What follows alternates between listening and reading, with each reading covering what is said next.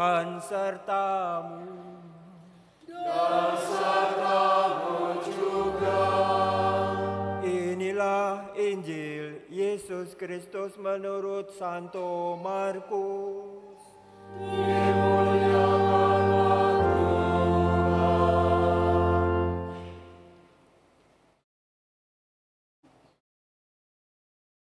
Bab 6 ayat 7 sampai 13.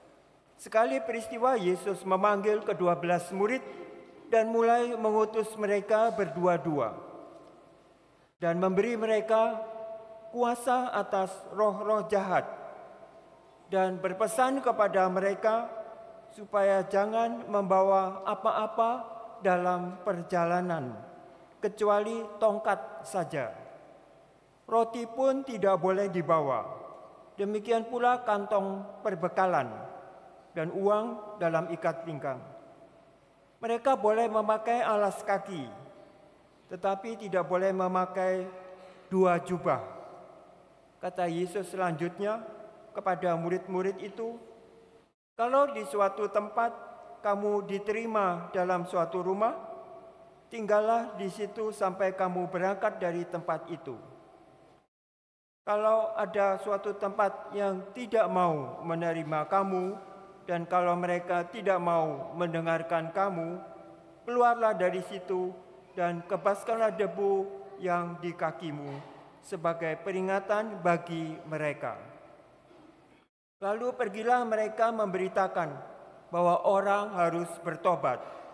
Mereka mengusir banyak setan dan mengoles banyak orang sakit dengan minyak dan menyembuhkan mereka.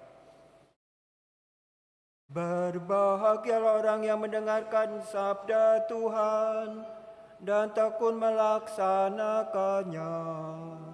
Sabda Tuhan adalah jalan, kebenaran dan hidup kami. Semoga oleh sabda Tuhan diberkatilah kita.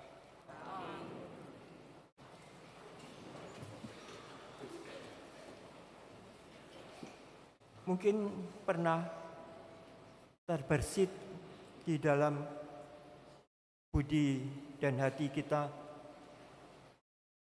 mengapa Allah itu yang tidak kekurangan sesuatu apapun di surga? Allah itu, Bapa, Putra dan Roh Kudus itu tidak kekurangan apa-apa, tetapi menciptakan manusia. Mengapa manusia diciptakan? Untuk apa manusia diciptakan?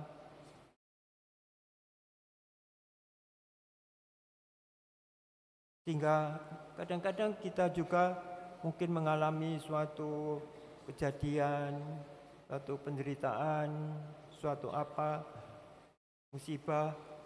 Lalu kita bertanya, mengapa ini terjadi bagi diri kita? Atau menghadapi masalah, lalu mengapa Allah berdiam diri? Untuk apa lalu hidup kita ini kalau Allah tidak menolong?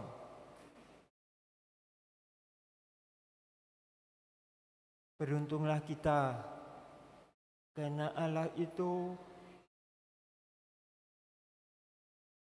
punya kerelaan. Dia menciptakan kita untuk suatu rencana, maksud, ada kehendaknya. Untuk mengajak kita nantinya bisa berkumpul dan menikmati kebahagiaan Allah itu.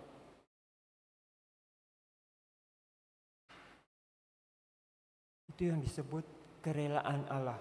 Kerelaan Allah itu lebih daripada segala sesuatu yang kita harapkan atau kita bayangkan atau yang mungkin kita impikan. Kebahagiaan surgawi itu apakah kita bisa nikmati? Bukankah kita ini selalu berdosa, tiap kali jatuh? Kerelaan Allah itu sungguh sangat di luar akal budi manusia, di luar kemampuan kita untuk membayangkan, tetapi sungguh terjadi. Karena nyatanya kita ada di dunia ini. Apa maksud Allah kalau begitu? Ia sudah memberi kepada kita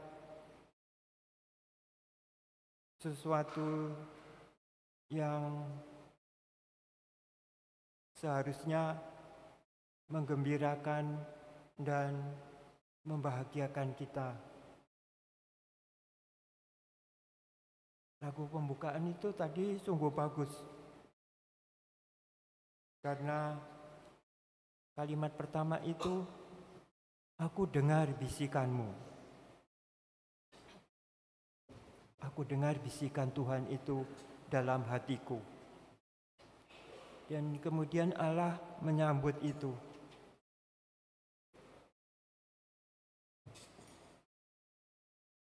Aku membawa kamu, karena kamu mendengarkan bisikanku, maka aku mengajak kamu untuk ikut serta mengambil bagian dalam kerajaanku. Panggilan, itu panggilan Allah. Kalau kita menerima panggilan Allah dan kita tahu dari Dia, maka berbahagialah kita. Karena Ia menjanjikan kepada kita, dan itu rencananya, bahwa kita ini tak bercela, kudus. Kudus itu artinya mau ikut bekerja bagi Tuhan, ikut mau memenuhi kehendak-Nya. Itu kudus dan tak bercela. Karena surga itu tempat orang-orang tak bercela, kan? Tidak ada dosa sekalipun yang dimiliki orang-orang di surga itu. Karena itu rencananya ialah Ia mengutus putranya itu, Yesus Kristus. Putranya itu direncanakannya memang datang ke dunia ini untuk menebus dosa-dosa kita. Jangan khawatir akan dosamu. Berpalinglah selalu kepada Allah. Bertobatlah, kerajaan Allah itu ada di dalam hatimu. Pergunakanlah kasih karunia Allah itu. Kasih karunia itu rahmat yang diberikan kepada kita. Berkat Allah itu sempurna. Berkat Allah itu ingin menjadikan kita kudus. Berkat Allah itu ingin menjadikan kita tak bercela, supaya kita bisa berada bersama dengan Dia di surga itu. Tak bercela. Karena itu dikuduskannya kita. Dan jaminannya ialah putranya itu, yang pada kegenapan waktu datang ke dunia ini untuk membebaskan kita. Dia yang tak berdosa dibuat menjadi berdosa oleh manusia. Karena itu dosa kita dipikulnya. Dosa kita dipikulnya. Dan karena itu kematiannya di kayu salib itu menjadi suatu kesempurnaan untuk hidup kita. Sehingga kita dijamin menjadi anak-anak Allah. Menjadi anak-anak surgawi. Itu jaminannya. Karena itu mari kita ikut menjadi kudus dengan bekerja untuk Allah. Bekerja untuk menyerupai, untuk ikut bersama dengan Putra Allah itu, Yesus Kristus. Karena dalam Yesus Kristus itu kita menjadi anak-anak Allah. Dalam Yesus Kristus itu kita itu tak bercela. Karena itu serahkan agar dirimu itu menjadi milik Kristus itu.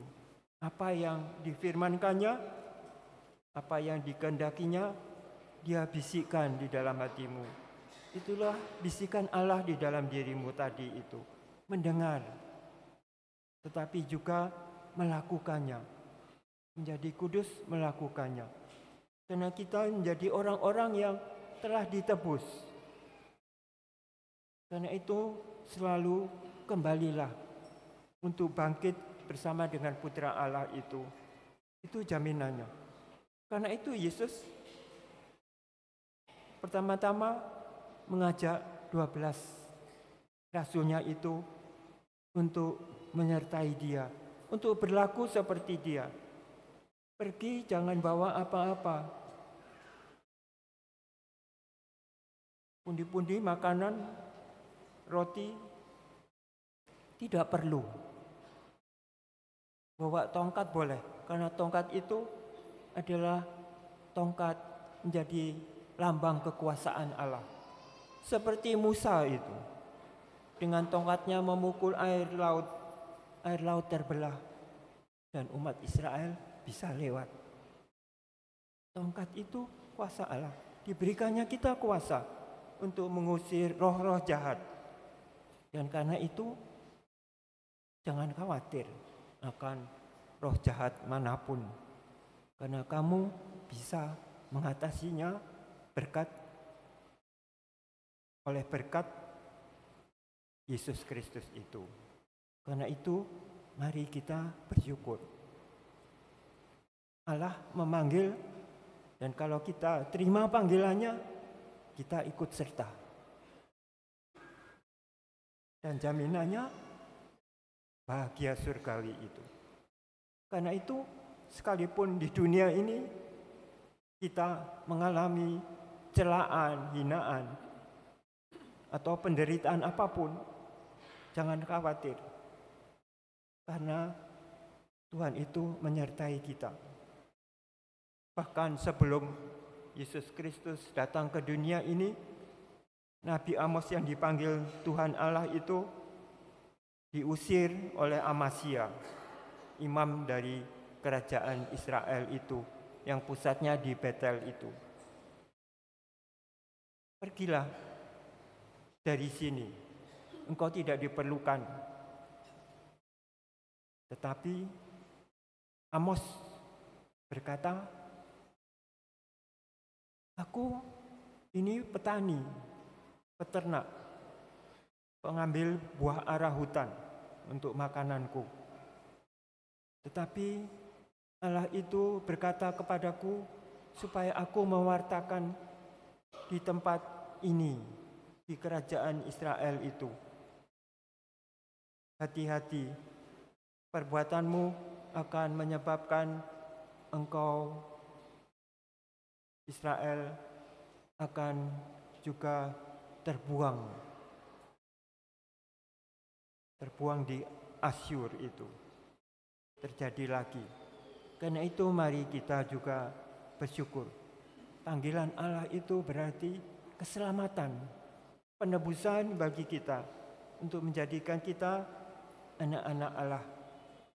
Engkau adalah sahabatku bila engkau melakukan segala yang ku kehendaki. Mari kita bersyukur.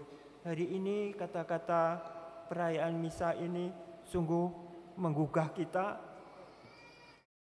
untuk tetap dalam kasih karunia Tuhan. Amin.